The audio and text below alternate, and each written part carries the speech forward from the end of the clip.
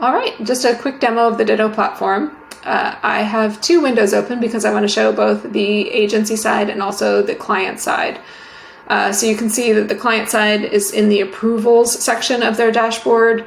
So the dashboard itself will show all projects. So this is projects where they're not the client, and then also templates. So you can start with templates. There's custom that you've created, and then also base templates that we provide just to make it easier to get going. But for right now, we're going to go ahead and drill in. That you just get to those either by clicking on a template or by starting on a new project. Any notifications you have will show up here. You can search within the dashboard. So now we'll go ahead and drill into this demo project. And we'll just open it up on both sides here. So you can see that the purpose of Ditto really is to pull all of that important information that often gets buried in like an SOW, MSA, that sort of thing, and bring it to the forefront so that rather than having a proposal and a project plan that gets stuffed in a Dropbox folder, you're using it as a tool for communication and managing expectations throughout the course of the project. So there are a number of different, we've designed it so that it feels really flexible and it feels like it's really easy to move things around. I think we believe that it's important to acknowledge that oftentimes scope does change, and it's totally okay that scope changes, but let's make sure that we stay aligned every step of the way. And that's really the purpose of Ditto. So you can use all these different kinds of cards to create a project timeline. So you can see here, like if we add a card to say, let's just add another bit of information here. Maybe we'll add a discovery phase with lots of surveys and interviews. Because the client asked about that and we hadn't had it in the plan previously. So you can see, like I'll show you in just a minute the approval request flow, but we also have a payment card.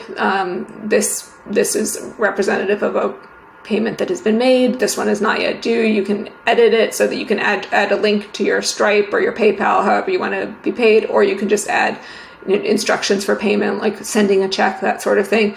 So the idea is that everything kind of at the high level communication with respect to the client project is captured here in one place, and it's always up to date. And at the same time, you can go back and you can see in the project record any changes. So you can see all the way back to the initial proposal, and every time there's a change, this is the client acceptance of that change.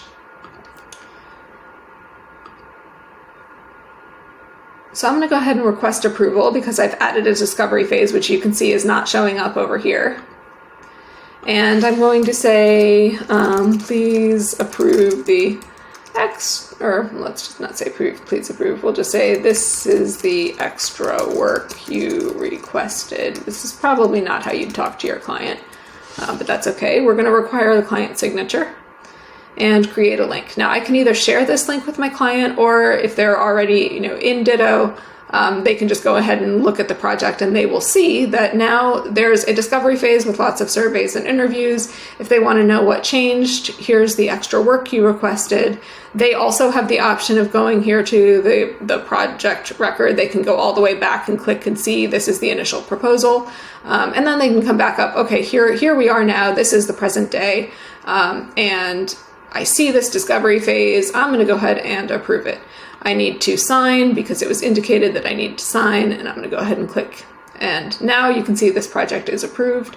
If I go ahead and refresh over here, the project is now approved, and I can request approval again, like if I make another change.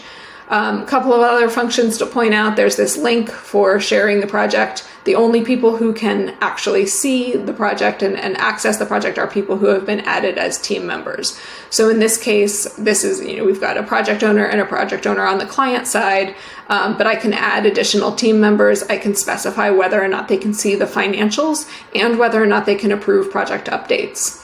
And that's on the client side. And I can do similarly on the agency side. Can they access payments?